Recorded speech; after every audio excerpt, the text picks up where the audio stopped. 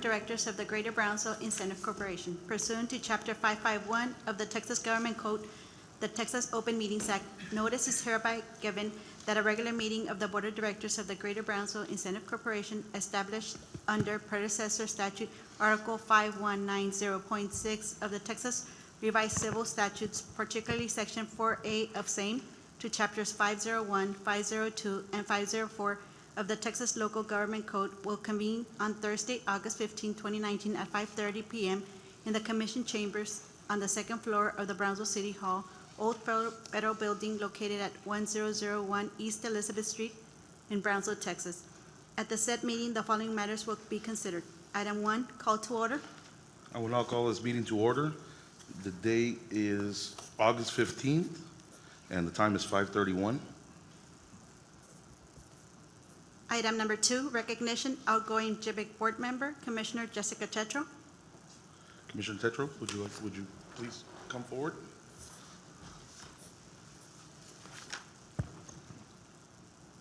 Commissioner Tetro, should I go down there, or Yes. should I? Commissioner Tetro, on behalf of the Greater Brownsville Incentives Corporation, in appreciation for your service and dedication to the Board of Directors since 2014, we want to thank you for your very honorable service. Let me get down.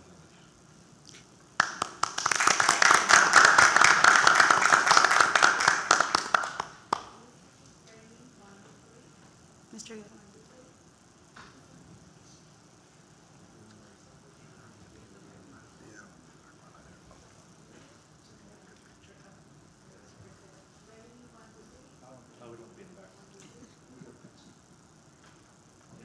No, we're just getting out the back.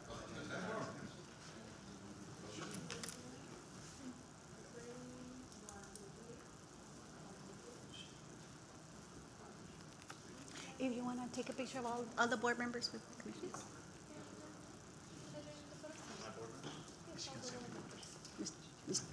All together. Yes.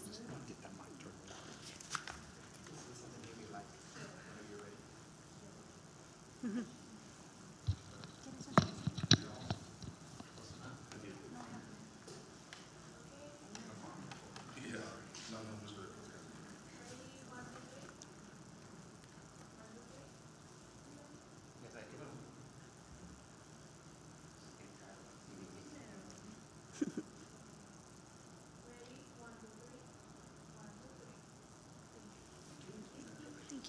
Can I say a couple words before you do? And then, if you would like to say something too. I'll go to the mic, just matter of record. I want to thank Commissioner Tetro for her advice and counsel. In my time as a new guy at GBIC, I really relied on her institutional knowledge, as she knew what the prior happenings were before I got here, and I was able to better understand where we were and where we needed to go forward. So I really appreciate it. Thank you very much for your leadership. Thank you. I just want to thank the GBIC board and especially Mario for all of your guidance and the things that you do for the city of Brownsville, and to just share a piece of my story. I wound up here after being elected as the first write-in candidate ever in the history of Texas to the City Commission. This is my seat. And it was very obvious when I got here that the city of Brownsville was greatly lacking opportunity and new incoming businesses and things for our younger generation. And one of the greatest losses that I had seen was that our youngest generation had to leave Brownsville to find success, and that killed me. And it directly fell on the responsibility of GBIC and the way that business was happening here. If I could tell you anything, it's that the role in the seat that you have is probably even greater than the commission. Your job and your responsibility to bring opportunity and money and revenue and jobs and everything that comes with economic development is on your shoulders. And it is up to you to build Brownsville and to make sure that we can offer and bring good things. And we are not in competition with McAllen. We are not in competition with San Antonio, with anybody else. We are our own unique being. and we have our strengths and all of our wonderful things, and it is up to you to cultivate and bring that to the city of Brownsville, but most importantly, the people of Brownsville. So I ask you, I beg you, please do not let our people down. Thank you. Thank you once again, Commissioner.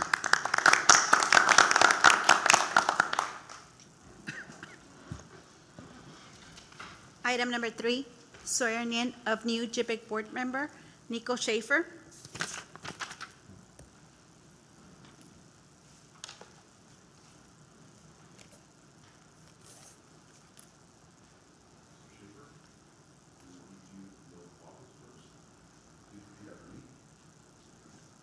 I state your name. Do solemnly affirm that I will faithfully execute the duties as a member of the Greater Brownsville Centers Corporation of the City of Brownsville, Cameron County, of the State of Texas, and will, to the best of my ability, preserve, protect, and defend the Constitution and laws of the United States and of the state, so help me God. Statement of my office. Raise your hand. Repeat. I state your name. Do solemnly affirm that I have not directly or indirectly paid, offered, promised to pay, contributed, or promised to contribute any money or thing of value, or promised any public office or employment as a reward to secure my appointment or confirmation thereof. So help me God. Congratulations.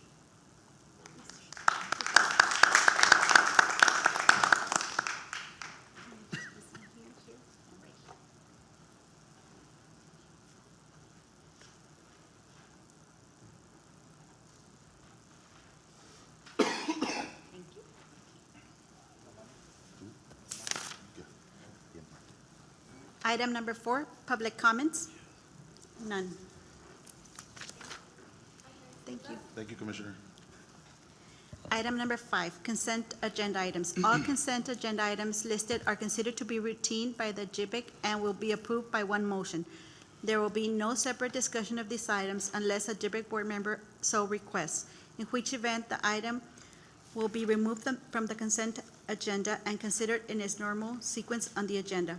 Item A, approval of minutes of the regular board meeting, July 18, 2019, and approval and acknowledgement of invoices and miscellaneous claims.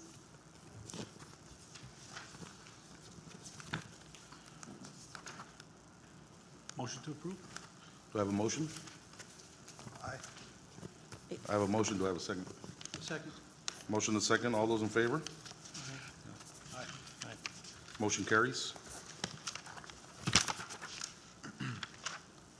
Item number 6, discussion and acknowledgement of GBIC financials. Honorable Board, my name is Lupe Renado, Finance Director for the City of Brownsville. I'll briefly go over the financials. If you have any questions, go ahead and stop me and let's answer as best I can. On page 1, we refer to this as a dashboard, basically the most important parts of the financials. Top left-hand corner, you have your balance sheet composed of assets, liabilities, and total net assets of $14.7 million. Top right-hand corner, you have your income statement. Total revenues, $4.5 million. Expenditures, $6.4 million. You're under your revenues by $1.8 million. There was an extraordinary item that was incurred this year that I'll point it out right now as I go through the financials. Fund balances, you have two different fund balance. One is undesignated. Basically, this is money that's available to be used as the board wishes. The designated per amount here is basically designated for projects, the amount of $5.7 million. I'll go over those in detail a little bit. On the bottom right-hand corner, you have your sales tax comparisons between fiscal year 2018 and 2019 through the month of July, and we're actually up on sales tax 5.84%, or total $232,000 above same period as last year. Go to page number 2. You have the fund statement of financial conditions, assets of cash, receivables, and investments of $14.7 million. Current liabilities refer to accounts payable, $1,438. Fund balances, which I referred to, unreserved but designated. On page 10, I'll go over it right now. Undesignated fund balance, Schedule B, which I'll go over, $9 million. Total liability equity and fund balance, $14.7 million. Page number 3, you have your comparative schedule of revenue over expenditures on a month-to-month basis. You could see the monthly activity. Page number 4, you have a summarized statement of revenue expenditure change in fund balance. You have a total budget compared to your total actual amounts. Total revenues budgeted $5 million, total collected $4.5 million. Of course, this is only through the month of July, which is 10 months. You guys still have 2 more months to go in the fiscal year. Total operating expenses composed of GBIC administration, GBIC legal services, and city administrative costs. Total operating costs, $786,000.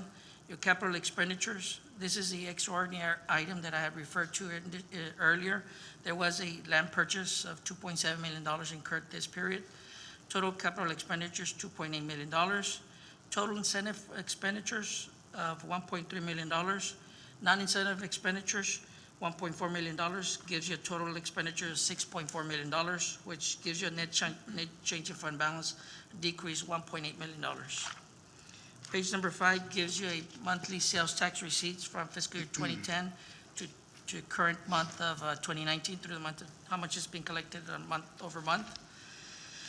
Page 6 gives you a sales tax history or bar graph representing the sales tax collections year over year.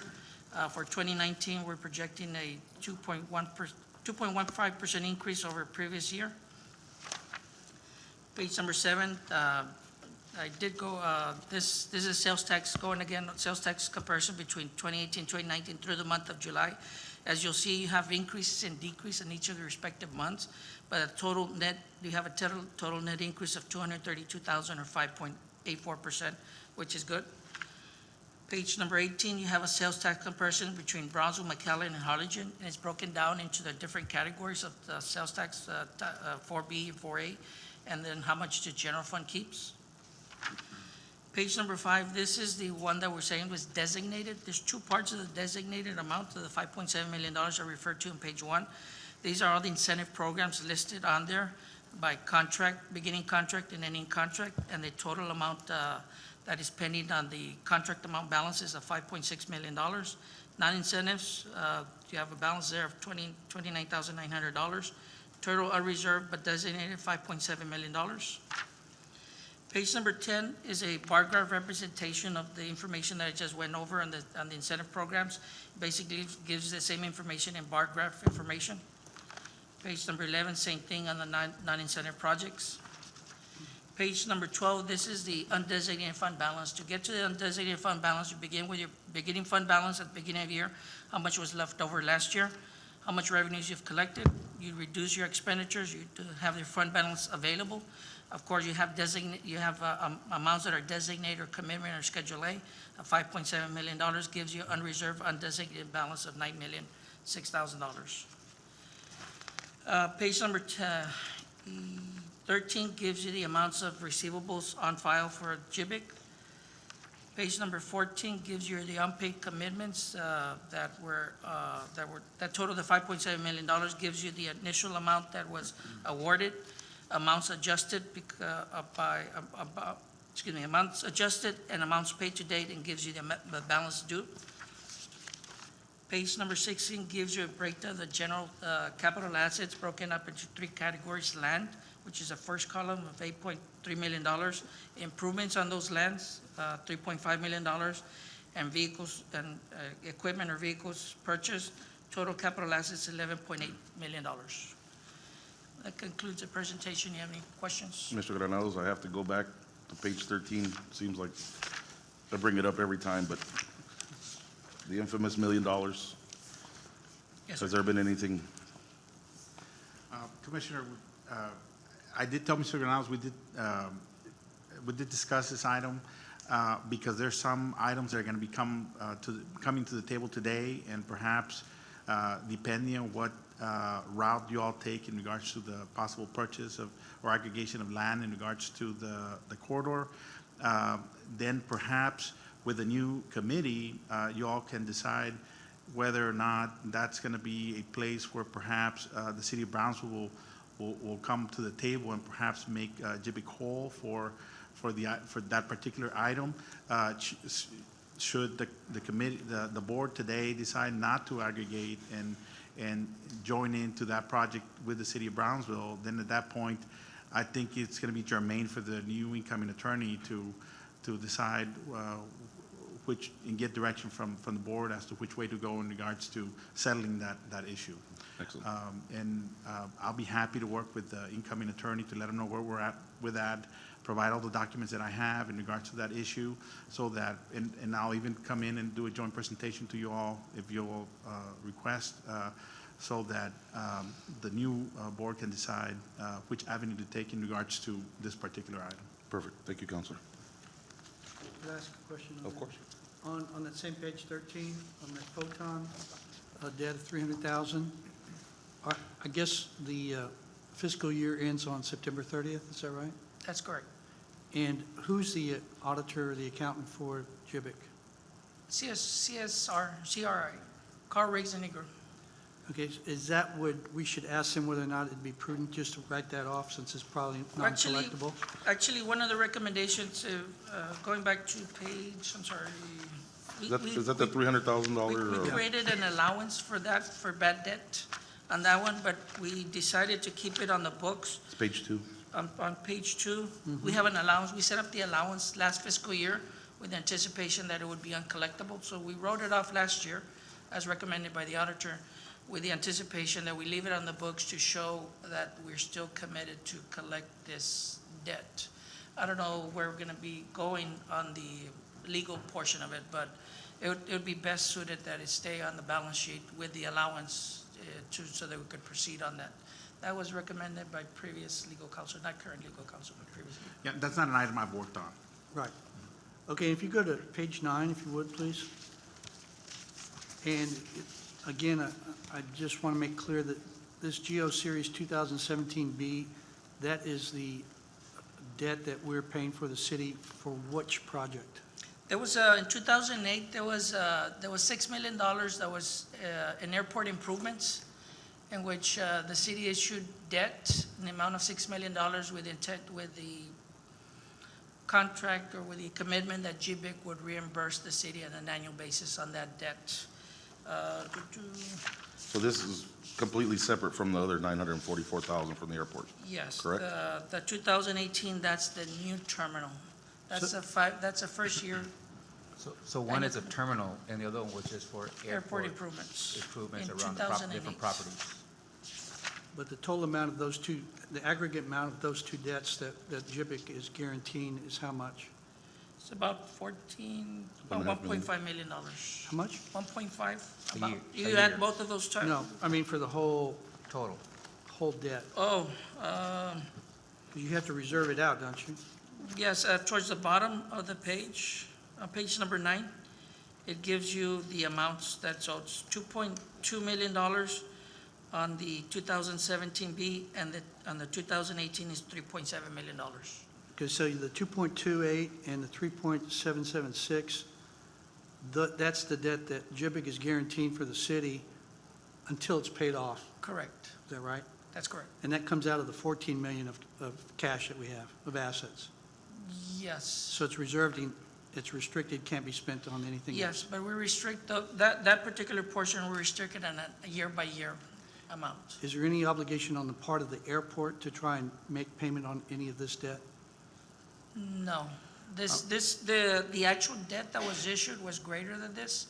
The city actually borrowed $25 million over 25 years. This commitment is a portion of the first year payment. The commitment on here is for the first 5 years. The combination of GBIC and BCIC covers for the first 5 years of that debt service payment. After that, the city is the one that's going to be taking over that debt service. So there's no future guarantee, no further guarantee by GBIC of any of that debt, No. It's other only than what's here? Only what's here, yes. Doesn't it go up to 12 years? Yes, there's a window. I did review some of those documents. The current contract has a 5-year guarantee with the option to come back and request But that's not, that still has to come forward by city to ask if they want, if participation is still gonna be there for. So essentially, it means that the airport needs to be making money, and if it doesn't, we guarantee that money. Is that correct? No, it's, the annual debt service payments are annually, are gonna be this. It's gonna be a part of the city right before year 5 to come to you. The door is open for the city to come and request additional years of assistance on this. It's open, but it's not guaranteed. So Renee, Yeah, then the city is only only obligated legally for 5 years? For 5 years, and there's. And then the there's- city can request, but GBIC is not obligated. The documentation has a 5-year window within which the city's going to be coming back to GBIC, and they may request for the full extension to up to 12 years, I believe, if I remember correctly. But at that point, GBIC has options in regards to whether or not it will continue funding this obligation. And if I understood correctly from talking to management, they're actively seeking other grants and sources of funding so they may alleviate this request that they currently have with GBIC. Okay. Thank you. Any other questions? Need a motion to acknowledge? I make a motion to acknowledge. I have a motion. Do I have a second? I have a motion second. All those in favor? Aye. Aye. Motion carries. Thank you. Item number 7, Thank you, Mr. Hernandez. presentation and acknowledgement of City of Brownsville Planning and Development Services update. Angel Sanchez.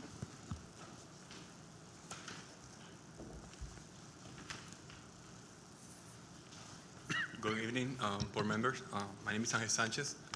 I'm representing the Planning and Redevelopment Services. I will be presenting the construction report and the update of the commercial projects. Even though you have two different packages there, there's a complete report, and I'm going to be presenting the most notable proposed under construction and currently completed projects. If you have any questions at the end, you can ask me or during the presentation.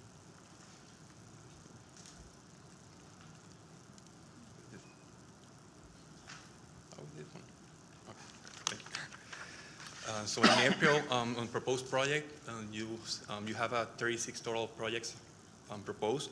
The most notable one, you can see that there are retail spaces, retail projects, living units for rental, renovation in downtown, proposing like facade remodel and demolition of the interior buildings.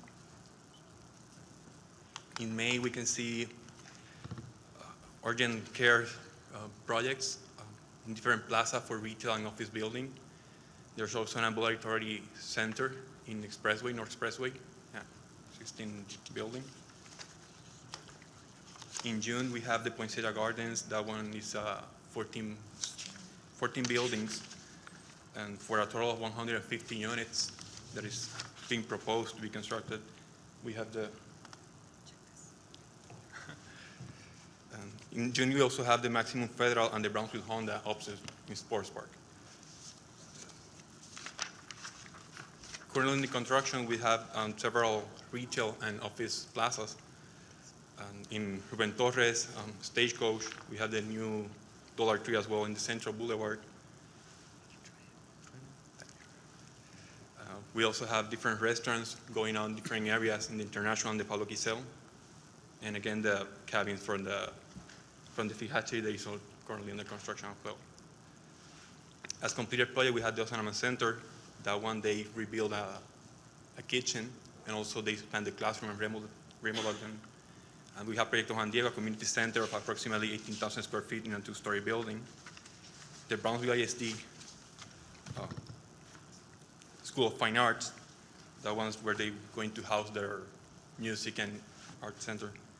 And the new Robinson School, that is a 2-story building and 79,000 square feet of floor area.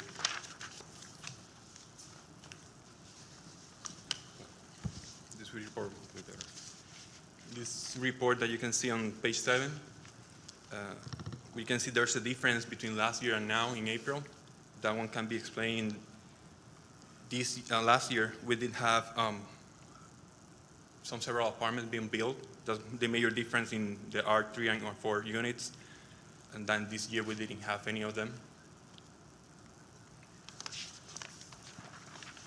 On May, we can see the difference that last year, for the R5 or more units, there was the 2 buildings for Huntington, Catalonian Paredes line. Those are 260 units that we built. That this year was kind of different. We took that one out. We did saw an increase of 2.6 million on that month.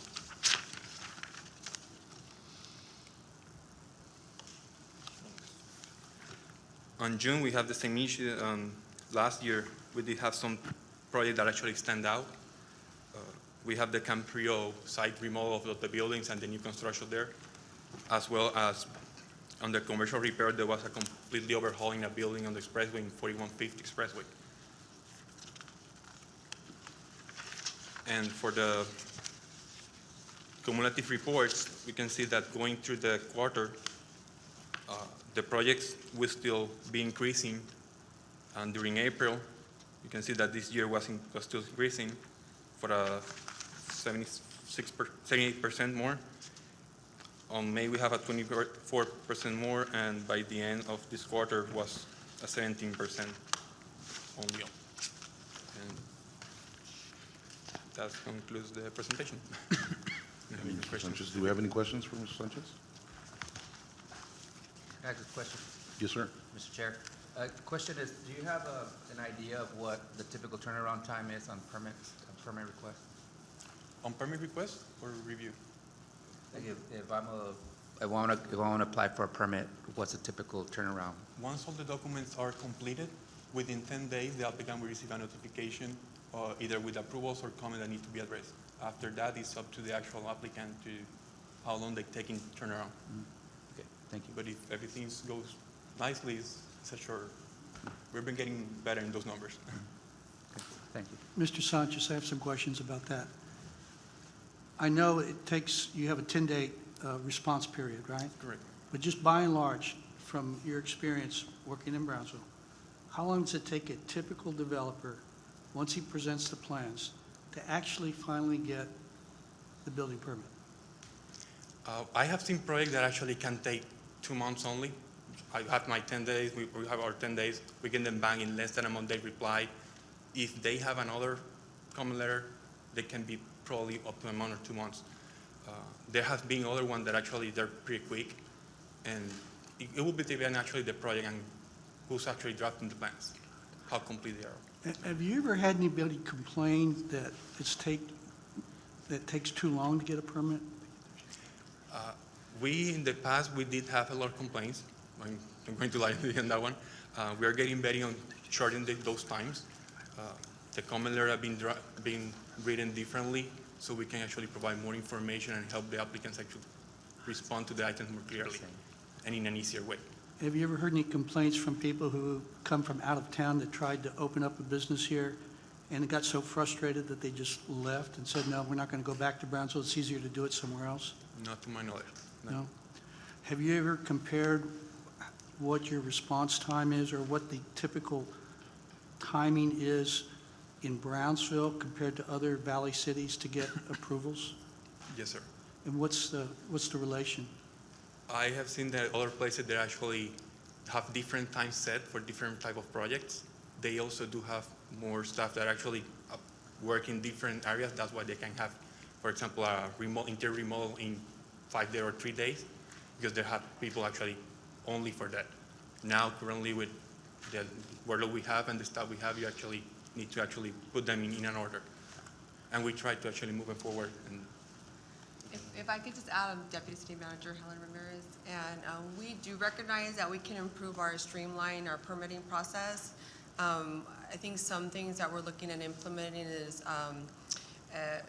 recording of plats, not requiring Mylar, doing more of a digital form, looking at a streamlined permit process system, which will help be more customer friendly. I would also, if we are seeing quite a few comments in the first comment letter, with regard to planning, you have pre-development meetings, but with buildings, we hadn't been holding pre-development meetings for building comments. And so rather than you getting a letter with, 10 comments or 15 comments, we're actually calling them in for kind of a pre-development meeting to go over the comment letter prior to it going out. So as a way to also assist with some of the comments that may be going out. Also, if there's one comment left or just 2 comments left where you're thinking, you know, maybe something we can resolve by the phone or something that can resolve without me sending you a comment letter, waiting 5 days and then coming back, you know, that comment letter process, the 10-day turnaround should be reduced after your first round, right? Because supposedly your number of comments get reduced as you go through each round. So I think that your comments are well taken, and we do recognize the need to improve, you know, be more customer friendly, improve streamlining the purpose, and also do create some sort of digital platform within a year, year and a half to kind of improve our codes. We're also going through a code rewrite, which allows staff to have more discretionary authority with certain times. It's just, sometimes our code resolves 90% of the problems, but not that 10%. And sometimes you need a little flexibility in the code to allow staff to make a discretionary approval of something, so you don't have to go back through the whole system. So those are the things that we're looking with our whole code rewrite to empower staff to be able to resolve some of those problems, that 10% without having to go through a variance process or through the Board of Adjustment. So those are the things that just in this whole code rewrite process that we're doing. Sounds great. Oh, are you all going to involve the private sector in helping to formulate your new plans? Right, absolutely. First of all, the commission approved an amendment to the budget to first provide for services, planning consulting services to rewrite the code, because if staff did it in-house, it'd probably take us 10 years. Most cities take 10 years to write a code. We don't have 10 years. We want to do it within a year, 12 months to 16 months. The commission has formed subcommittees, 2 subcommittees. One will focus on building and fire code, because not just our planning codes, it's the building codes as well, and fire suppression or fire services within to revitalize downtown development, because lots of times it's those types of issues are, you know, that get bogged down to historic preservation buildings. So we're looking at our building code, fire code, and then planning code. We are going to have stakeholder meetings. We had one, it was called For the Love of Brownsville, mostly just the first kind of conversation. There'll be a lot more detailed conversations. I would say most developers, we've had more one-on-one meetings, you know, with our developers that work a lot in our downtown, kind of more one-on-one, saying, give me your comments, maybe even going through their plans and saying what could have been done differently, especially with historic preservation, but I think development in general. So yes, I think once we get the budget approved, October, we've got an amendment approved, but also October 1st, the commission will approve their new budget. That also includes those types of services in the new budget. So I think that's a priority for the commission. They've expressed it, and so we definitely want to deliver on that. Well, you know, assuming that some big company comes in and sees the director and says, hey, we want to move to Brownsville and we've got all these plans, is there some way to create a liaison so that Mario could call some person and get all the appropriate people at the table at the same time? Absolutely. I mean, when Mario calls, I mean, we have a liaison. We're identifying one liaison. We've had some kind of change in, we are creating a new structure where before it was just planning department, now it's planning and redevelopment department, to give that redevelopment and liaison focus. So we will give him, right now we've created a redevelopment manager, moved Connie out of the planning director role. She's a planning, retail and redevelopment manager. We have an interim planning director, so Don Warwick is the point person for that right now, while we hire a new planning and redevelopment director, which is, you know, we're actually advertising right now for that position.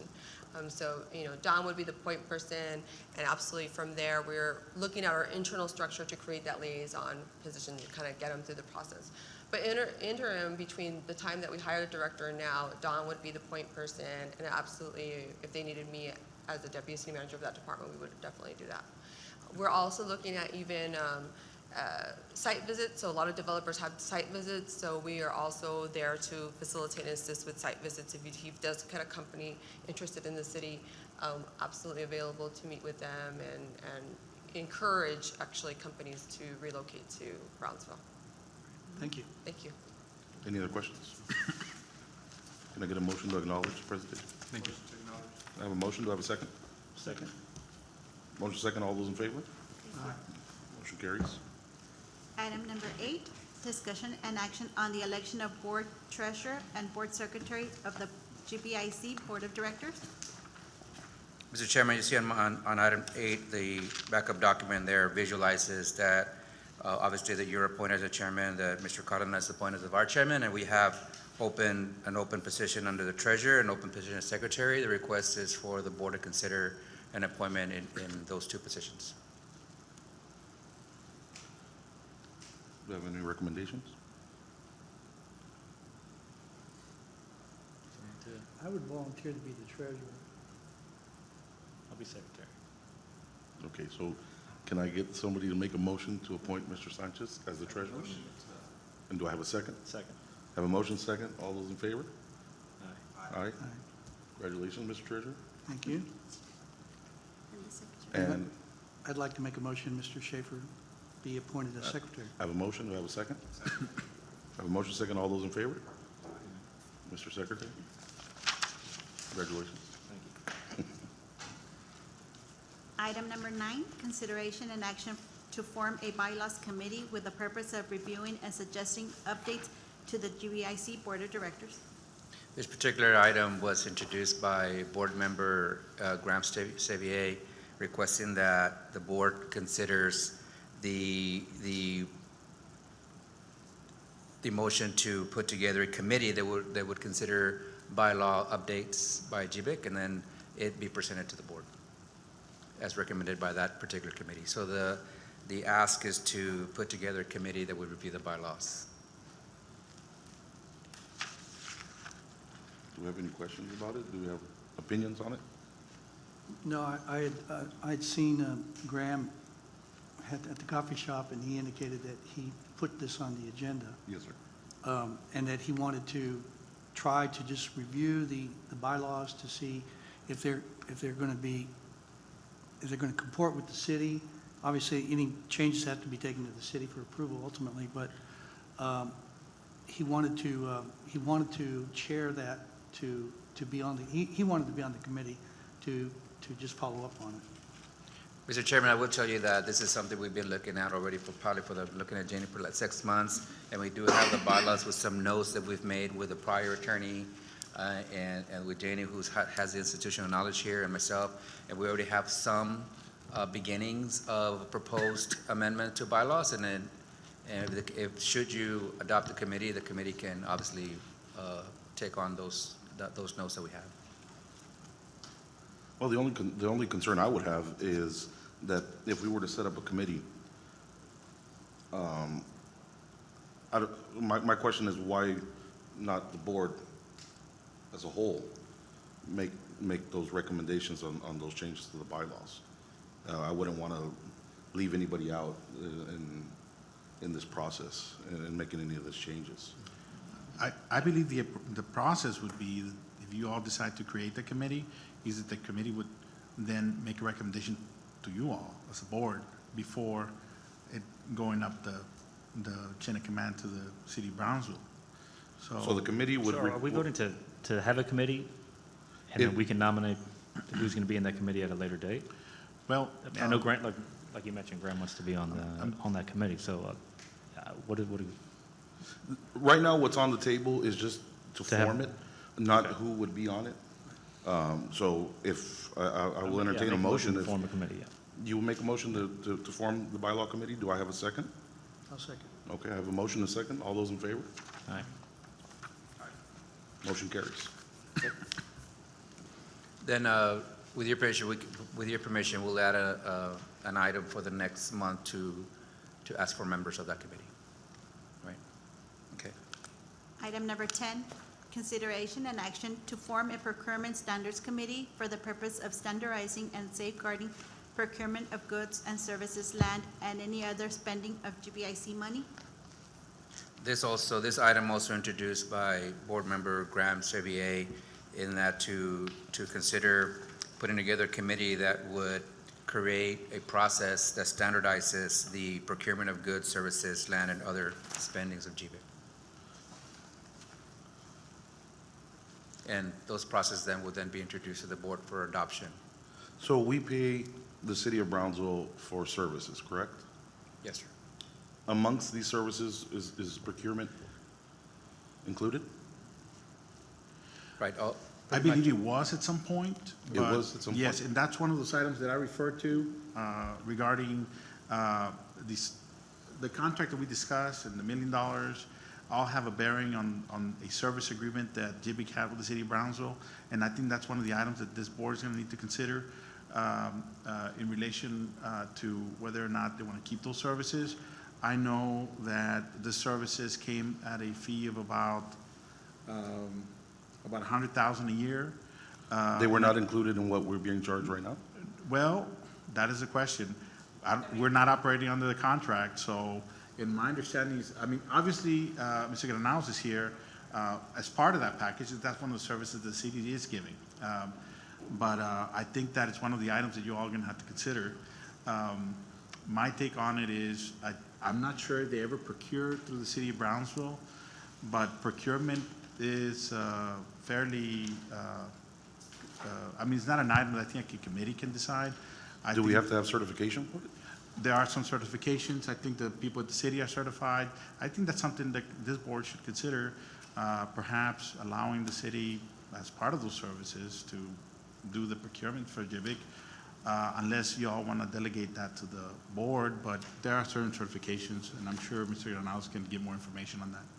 Isn't the city trying to develop its own policy right now for procurement? No, what they've done is they've restructured the purchasing department, is now under finance. But, you know, the city has a procurement department. But this is the director right here, so. Just to add, the procurement was not included because it was not one of the necessary items to be added in the past because of the changes that have been done. I'm sure finance could assist with the procurement part, but we would need to know what the guidelines are. It would be a lot easier if they would follow the city's guidelines. We would have the same procurement for everything, but if there would be any changes, as long as we knew what your procurement guidelines are, we definitely could provide support in the procurement process, should you wish to keep the procurement. So in order to be on this committee, would they have to be certified or get some type of training in procurement, or how would that work? I'm sorry. Well, I think the item is just to create the committee to decide what the process will be, and that is the way you all are looking at What it. your procurement guidelines are going to be? Are you going to follow the city's procurement guidelines, or are you going to follow your own procurement guidelines? Because if I'm not mistaken, the only requirement is that you need to follow the state procurement guidelines, which is at $50,000. Anything under that, there is no procurement unless you establish your own procurement rules.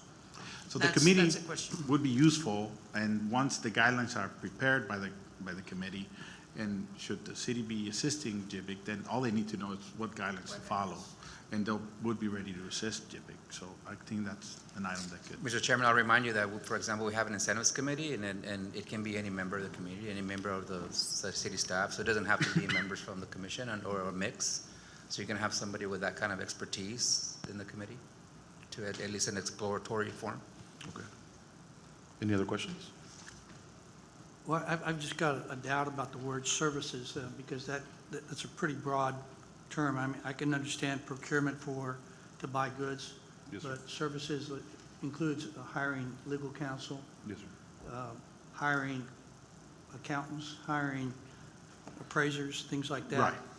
So there probably needs to be some sort of distinction made there, because I'm sure the board wants to make sure they have more hands-on and they just don't defer to the city on all of that.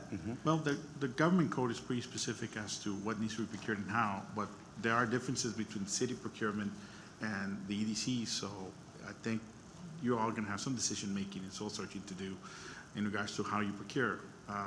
I know when procurement questions come to me for review, we always tend to side with, procuring, because that ensures that it's out in the open and that it's fair and it's transparent. And so there are certain guidelines provided by the government code that are good to keep things transparent, but you may not be subjected to many of those. So it's just going to be a decision by this board as to whether or not you want to opt in a side of caution and procure, with more onerous rules to promote the transparency, or if you all wish to come up with your own set of rules, because you all don't have every single requirement that the city does. So I think a board may be useful in deciding what your process will be, and then recommend it to this board and then up the chain too.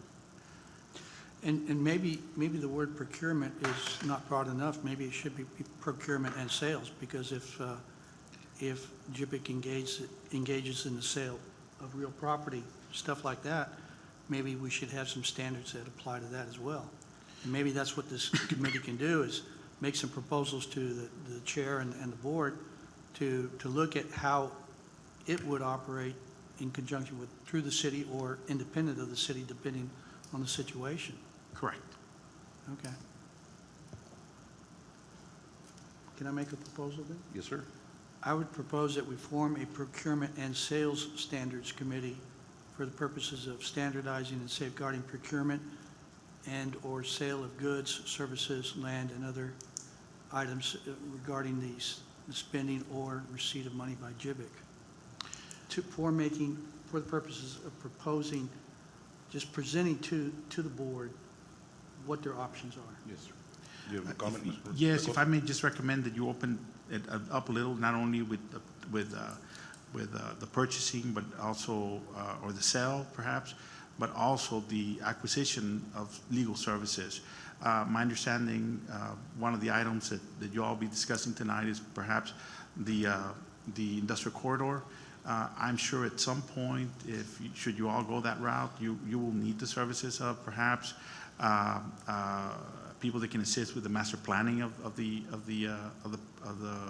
corridor, and those will be the type of services that you probably want to structure on how to go on and through a procurement process to allow you all to engage services of experts. But the way Mr. Sanchez says, it includes services. Right. So you're saying to broaden it, but you're bringing it back down to the legal services. So No, are no, you no. saying- No, legal services don't go to procurement. When you hire your own legal counsel, you don't need to procure. But when it comes down to perhaps other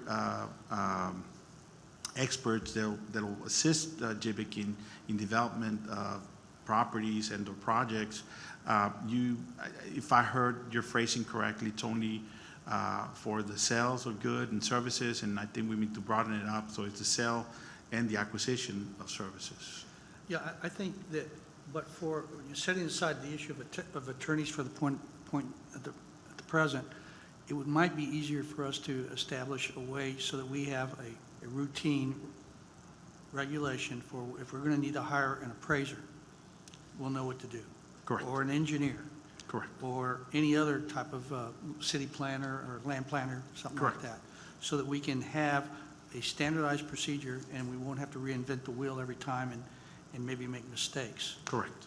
So that's what you're talking about, keeping Yeah, I it was- broad enough to include that. Right, I just heard your motion, and I think you said just the acquisition, it should be, also include any other service you might need. Okay. And so with that qualification, I make the motion. I have a motion on the table. Do I have a second? Second. I have a motion and a second. All those in favor? Aye. Motion carries.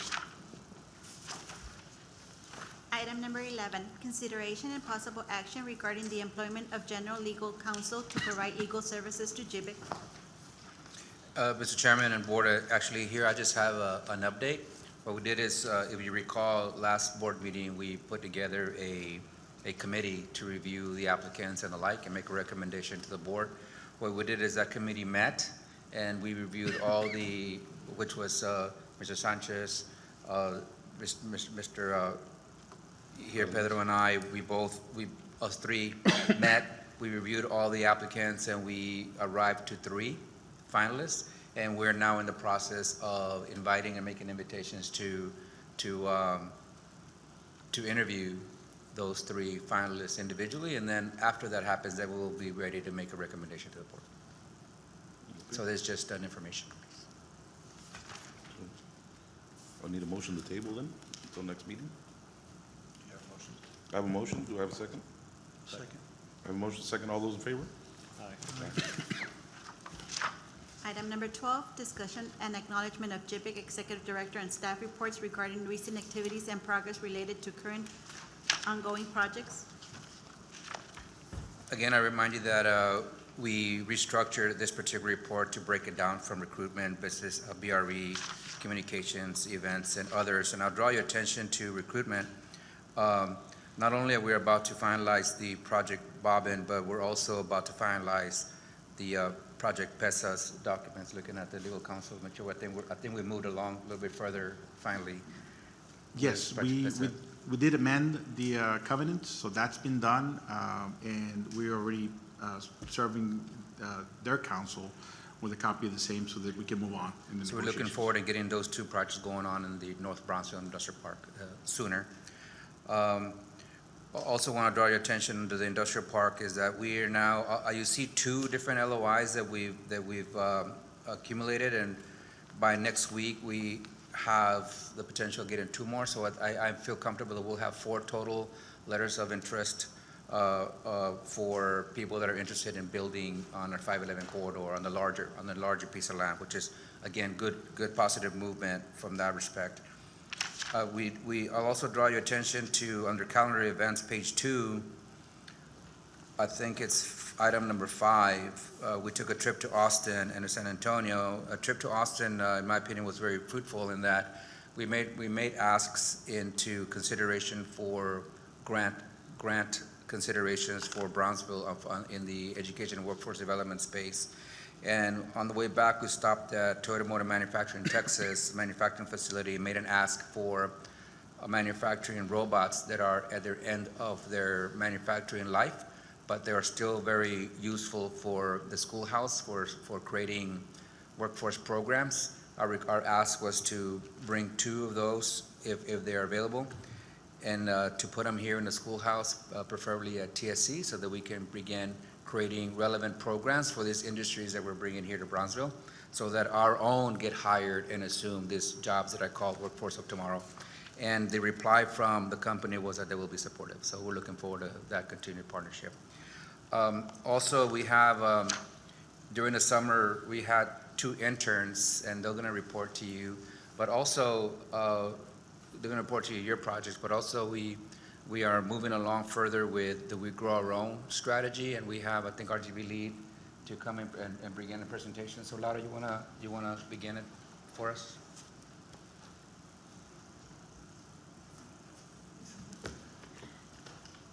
I'll let Ms. Naomi Peralez speak first. She's a representative from RGB Lead. So good evening, my name is Naomi Peralez. I am the Community Relations Manager for Texas Gas Service. However, today I'm representing RGB Lead. I'm the board chair. And so just a little bit of information. RGB Lead is a nonprofit organization that creates partnerships between community leaders, educators, such as school districts, colleges, and universities. And of course, we work together trying to really create an atmosphere where we will help our kids and really build that intellectual capital, As you know, human capital is our most important asset, and the Build Our Own project is just an amazing and a non-typical way of creating an opportunity to build that human capital, especially here in Brownsville. And so we want to say that if we don't do something now, nothing's going to happen. And so with Mario and his team, with the creative and innovative opportunities that have been developed through creating our own project, it's really a model for the Valley to help engage the community, engage educators on what we have available for our students so that we can develop them into what we need here today and for the future. It is a scalable model. We feel that this model will be able to not only grow Brownsville, but will be able to be a regional model that can be used. So we're really excited about the opportunity of sharing this with Mario. Also, congratulations on your most recent award. That was really great. Congratulations to you and your team. And if you don't know what RGV LEAD stands for, it stands for Rio Grande Valley Linking Education and Academic Development. And so we're super excited at the opportunity of being able to partner with your group and with Mario and to develop this program and really growing not only Brownsville, but the community and the children that are here that are going to be our future leaders. So thank you. Thank you, ma'am. Good evening. I'm just going to go over the project a little bit, just so you all get familiar with what she was talking about. So the We Grow Our Own initiative is in collaboration with RGV LEAD. GBIC contracted RGV LEAD to help facilitate this initiative. And the purpose of this initiative is basically to gain consensus on key performance indicators that can help move Brownsville's economic needle forward. And the project is broken down in two phases, phase 1 and 2, and it's phase 1 is year 1. We started it in January, and we had 2 stakeholder meetings, one in January, one in April, and we brought together community partners in the education world, nonprofits, financial. We had folks in government, and we had industry partners there, and everyone came together to identify 3 community goals. Goals that we would be able to move the needle on to be able to, once again, affect economic development growth. So the 3 community goals that were identified were to improve technical skills, create and improve awareness regarding pathways to careers, and close the digital divide. The phase 1, we're at a point where in the next few weeks they're going to be doing site visits. And part of the site visits is to identify activities with these community partners that have committed to participate in the initiative. And the activities are basically to move those 3 common goals. This is what the We Grow Our Own initiative looks like. The goal is to populate all of these boxes with activities that these partners have committed to affect these key performance indicators. And there's the picture that she was talking about. The community really embraced this initiative, and everyone that we've talked to has been really excited to participate.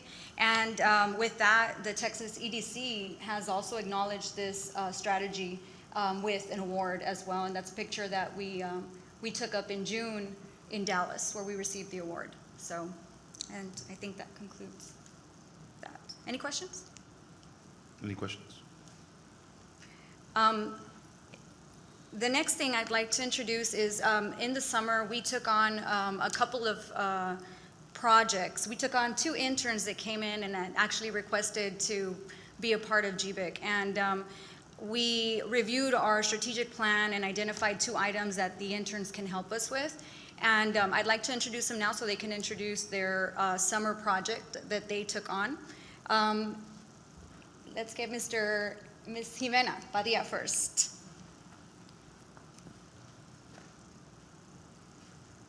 Good evening, I'm Jimena Padilla. I was one of GBIC summer interns. I graduated from St. Joseph Academy in 2017 and am interning my 3rd year of college at Tulane University. I'm double majoring in economics and studio art. My project at GBIC was to create a database. And so my first step was researching which database worked best for GBIC. One of the main purposes was to find contacts easily. The team has a lot of different contacts. They have a lot of meetings, and I realized that sometimes they overlap and sometimes they don't. So we found that it was best to categorize them by industry, and that kind of dealt with the mess of like having to look at the business cards from one team member and looking at the other ones. So you can see here, I chose to use Microsoft Access and SharePoint. With the use of SharePoint, those were uploaded to a site that the team can access remotely, so on an application or on any of their computers, and they can now upload their own contacts and share them all together at the same time. Not to mention, it allows for a function with Microsoft Outlook to send mass email data, create meetings, and also look at them like a phone directory. And with Microsoft Excel, you can do data analysis. So in the chart here, you can see the top 10 contacts from each industry. So you see site selector as first, and then manufacturing, government, education, real estate, economic development, and so on. I think the project really helped for me to see how diverse GBIC has to be in different industries and kind of seeing how they work with both manufacturing as well as education. And my results were that I consolidated the contact list, categorized all contacts, I learned how to use the mass email function, and created a central location for collaborative work on Word documents, PowerPoints, and Excel sheets. With the use of the SharePoint site, all members can view documents at the same time, work on them together, and it creates a more efficient working environment for them. And at this time, I would like to thank the team for having me this summer. It was a great learning experience, and I really got to see kind of the backstage of economic development. When I first started, I knew that they worked with the city. I didn't know the difference between a type A and a type B economic development firm, but now I can see the difference in how they work to really create a pipeline of opportunities. So thank you for the experience. Thank you, Ms. Thank Jimenez. you. Thank you.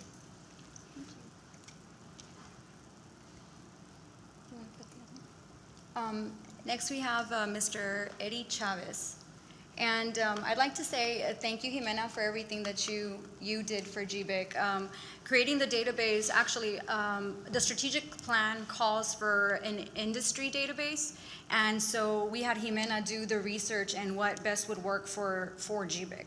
And so we really thank her for that work that she put in, and we wish you the best this year. Good evening, board. My name is Eduardo Chavez. I also go by Eddie. I graduated from Veterans Memorial High School as the first graduating class, went to UT Austin, graduated in 2017, spent about 2 years working there in film and in real estate. Decided to move back here, and now I'm pursuing a contract in the Marine Corps Officer Program as a pilot. I learned of GBIC, learned of their mission, decided to put some of my skills to the test. I have a background in content creation, graphic design, media, and so I was tasked with redesigning their website, providing something that would kind of give more content, relay more information, because upon reviewing their original website, one of the most salient things that I came across was just the lack of information. And as not only that, the team went ahead and told me that one of the things that they encountered was having kind of confusion on behalf of viewers as to, or at least on first glance, as to what it is that GBIC does, specific things of that nature. And so, you know, one of the things that I thought of was their online presence. Immediately went and checked out their website and decided a few points here that there wasn't enough content. It wasn't very user-friendly.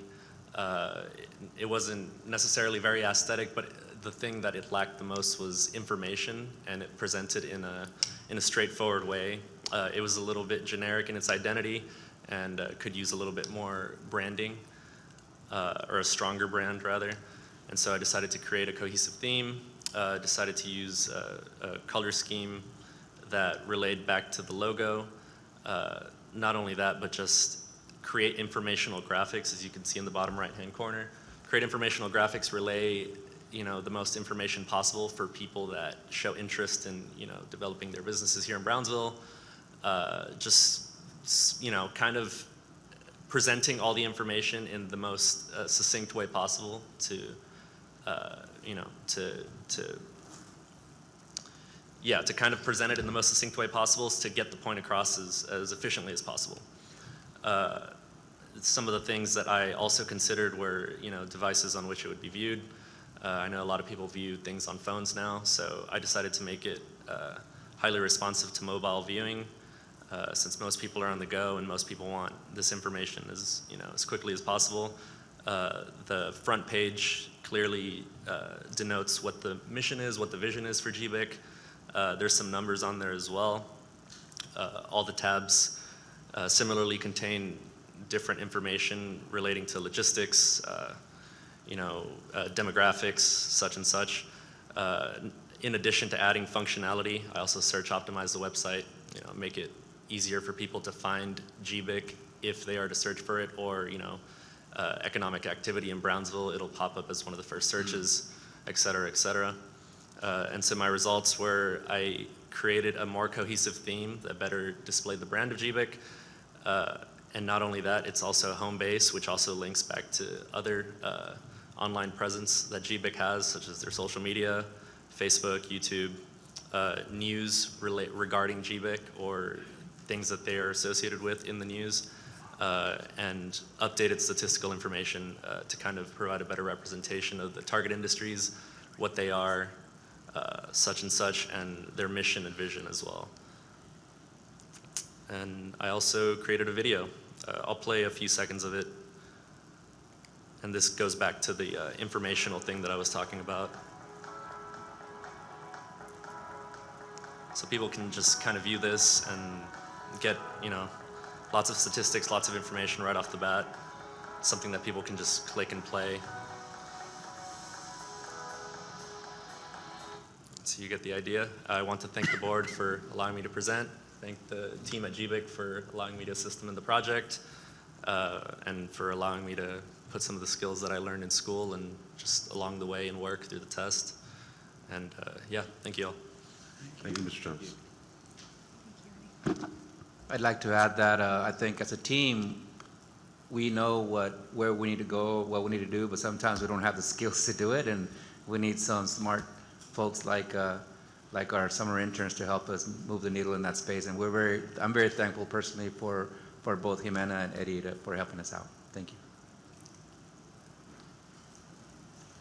Item number 13, executive session. Item A, discussion pursuant to section 551.072 of the Texas Government Code to deliberate the purchase, exchange, lease, or value of real property in connection with the FM 511 industrial corridor. Item B, discussion pursuant to Texas Government Code 551.087 to deliberate the offer of financial or other incentive to a business prospect related to Project Jackpot. Can I get a motion to adjourn? Have a motion, second? Second. All in favor? Aye.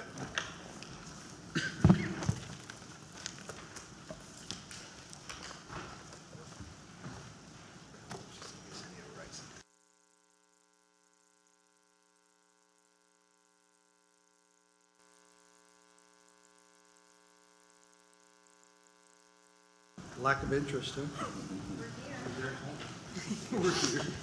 There you are. Okay. Coming back out of executive session at 7:34. Item number 14, reconvene public meeting, take action as necessary. Item A, consideration and possible action, if any, regarding the possible exchange, lease, or purchase of real property in connection with the FM 511 industrial corridor as discussed in executive session. No action? Item B. We need a motion. Yes, Oh, you need a motion? Yeah, we're gonna need a motion, a second, either approving, denying, tabling. table. Okay, I need a motion to table then? Which? Item A, the land acquisition. Yeah. I'll make a motion to table the matter. I have a motion, do I have a second? Second. Motion second, all those in favor? Aye. Motion carries. Item B, consideration and possible action, if any, regarding the offer of financial or other incentives to a business prospect related to Project Jackpot. Mr. Sanchez, would you like to make a motion? Yes, I'd like to, on Project Jackpot, I'd like to make a motion that we accept the recommendation of the staff to go forward with it, to approve the recommendation. Okay. Does that work?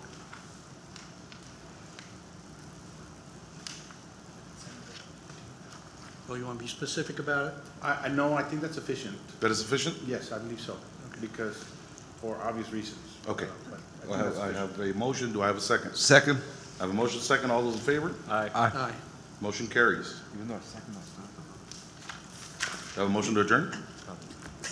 Motion to adjourn. I have a motion, do I have a second? Second? Motion second, all those in favor? Aye. Let's get out of here.